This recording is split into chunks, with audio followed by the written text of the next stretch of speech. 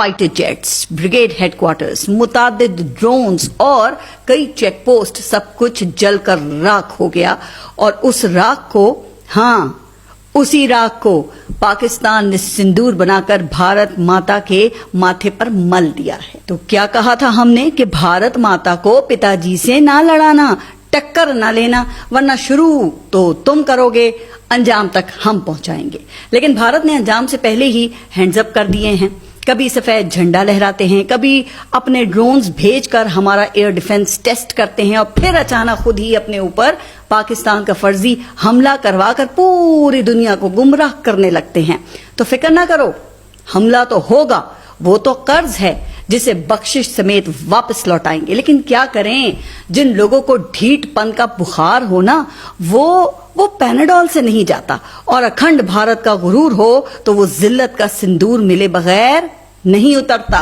और वो पहले ही दिन मिल गया जब 3 राफेल, 1 मिग, 1 सुखोई और 1 कॉम्बैट ड्रोन समेत मुतादिद चेक पोस्ट तबाह बर्बाद होकर रह गई।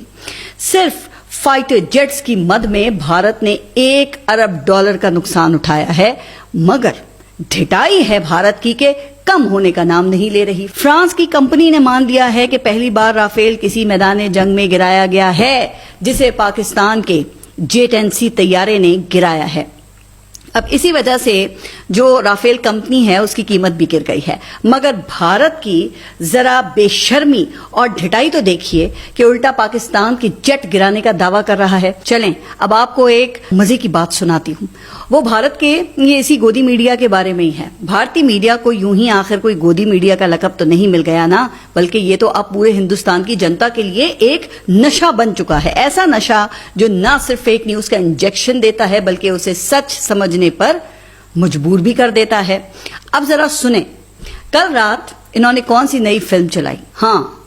एक्शन, थ्रिल और फैंटेसी से भरपूर पूरे भारतीय मीडिया ने भाई लाहौर फतह करवा दिया, कराची पोर्ट को उन नेस्तो नाबूद करवा दिया, और मजे की बात कि एक पाकिस्तानी F-16 गिराकर उसका पायलट भी पकड़ लिया।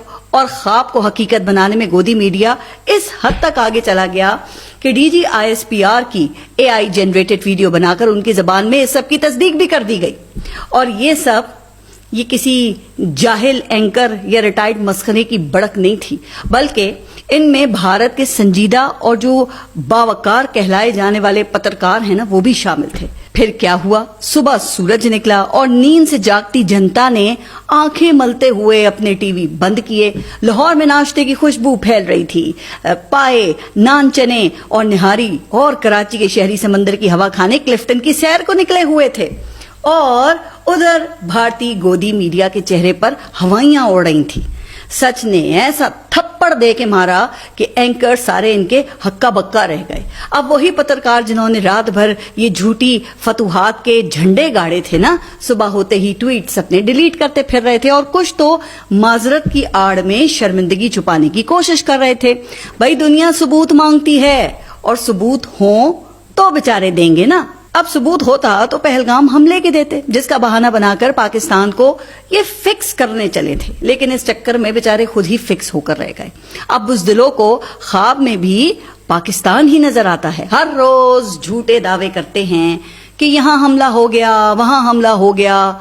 तो जनाब हमला तो होगा। ऐसे ड्रामों से तुम्हारी जान नहीं छूटने वाली है।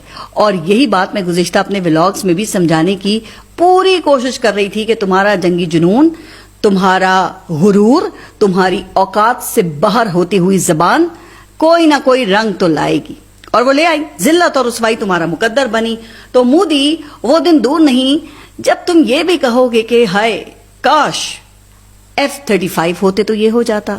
जी नहीं, नतीजा फिर भी वही होता, तुम्हें जिल्लत और रुसवाई का सिंदूर ही मिलता। क्योंकि मसला राफेल का नहीं, मसला तुम्हारी सोच की गलाजत का है।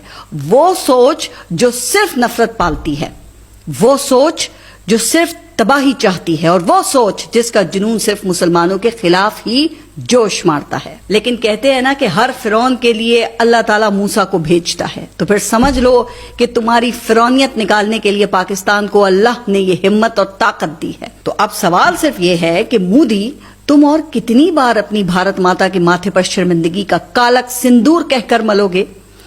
तुम मिसाइल भेजो या ड्रोन्स, अब हम तुम्हें बताएंगे कि बदला क्या होता है। पाक फौज के तर्जुमान ने यह ऐलान कर दिया है कि मासूम शहरियों के खून के आखिरी कतरे तक का हिसाब लेंगे और ये खुश आइन बात है, कोई शक नहीं इसमें कि पाक फौज शहीद होने वाले हर शहरी का बदला लेने के लिए पुरअज़्म है।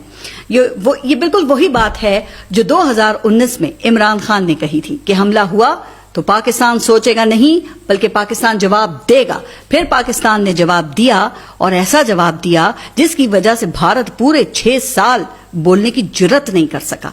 लेकिन दूसरी तरफ वजीर आजम हमारे जो इस वक्त शहबाज शरीफ साहब हैं, उनके बयान की मुझे समझ नहीं आई। वजीर आजम ने कहा कि हम भारत के 10 जहाज गिरा सकते थे लेकिन एहतियात की और सिर्फ 5 गिराए।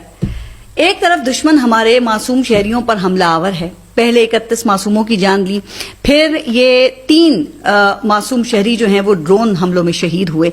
हर रोज भारत की तरफ से एक नया ड्रामा सामने आता है जिसका मकसद तो फिर यही है ना कि वो पाकिस्तान को नुकसान पहुंचाना चाहता है। तो ऐसे में वजीर आजम शहबाज शरीफ का ये बयान, तो कोई वजीर आजम से पूछे ना कि ऐसी बातों से आखिर वो साबित क्या करना चाहते हैं। क्या वो कातिल मोदी को खुश करके अमन हासिल करना चाहते हैं और ये जानते हुए कि ये लातों के भूत बातों से नहीं मानते। लेकिन शायद वजीर आजम भी इमरान खान की नकल करना चाहते हैं। जब 2019 में उस वक्त के वजीर आजम इमरान खान ने जज्बा खैर सगाली के तौर पे बगैर किसी शर्त के इनके पायलट अभिनंदन को चाय पिलाकर रुखसत किया था।